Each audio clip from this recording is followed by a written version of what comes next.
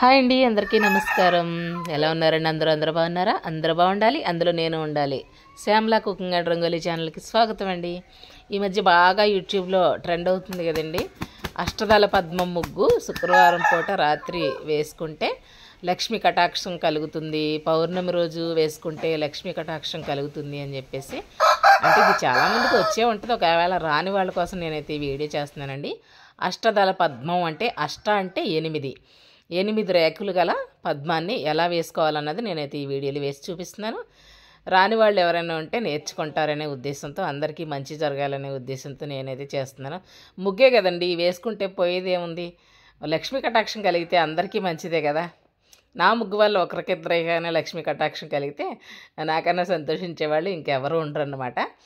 అదిగోండి, 8 రేకుల ముగ్గు అష్టదళ పద్మం అలా వేసేసుకుంటే సరిపోతుంది. దాంట్లో మీరు కలర్స్ కానీ పసుపు కుంకుమ కానీ కూడా వేసుకోవచ్చు. మీ వీలుని బట్టి, మీ ఇంట్రెస్ట్ని బట్టి మీరు ఎలాగైనా వేసుకోవచ్చు. నా ఇంట్రెస్ట్ని బట్టి నేనైతే దీన్ని ఇంకా కొంచెం డిజైన్ అయితే పెంచుకుంటున్నాను. అది కూడా పెంచుకోవడం అంటే ఏముందని, మనకు అందంగా కనిపించడం కోసం అనమాట. మన వాకిట్లో ముగ్గు అందంగా ఉంటే మనకి మనసుకి హాయిగా ఉంటుంది కదండి.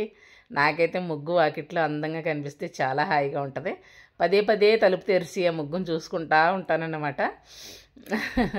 అది బ్యాడ్ హ్యాబిట్టా గుడ్ హ్యాబిట్టా నాకైతే తెలియదు. మరి మీరైతే కామెంట్ రూపంలో కామెంట్ చేయండి ప్లీజ్. ఈ ముగ్గు నచ్చితే లైక్ చేయండి, తప్పకుండా సబ్స్క్రైబ్ చేసుకుని సపోర్ట్ చేస్తారని ఆశిస్తున్నాను. ఇదేనండి అష్టదళ పద్మం అంటే. దీన్ని నేను కొంచెం ఎక్స్టెండ్ చేసుకుని ఇలాగ చుట్టూతా శంఖాలు కూడా వేసుకుంటున్నాను. ఎందుకంటే అష్టదళ పద్మ ముగ్గు వేసేది మనం లక్ష్మీ అమ్మవారి అనుగ్రహం కోసం. అలాగే ఈ శంకు చక్రాలు ఎవరి దగ్గర ఉంటాయండి? మహావిష్ణువు వారి దగ్గర ఉంటాయి. ఎందుకంటే లక్ష్మీ అమ్మవారి భర్త కదా మహావిష్ణువు. అప్పుడు ఇద్దరిని సంతృప్తిపరిచేలాగా ముగ్గు వేస్తే ఇంకా మంచిది కదా అనే ఉద్దేశంతో నేనైతే ఇలాగే శంఖములు వేసుకున్నాను. ఆ శంఖముల ప్లేస్లో మీరు కలువ పువ్వులు కూడా వేసుకోవచ్చు. కలువ పువ్వులు అన్నా కూడా అమ్మవారికి ఇష్టం కదా. నేనైతే ఇలా శంఖాలు వేసుకున్నాను అనమాట అండి.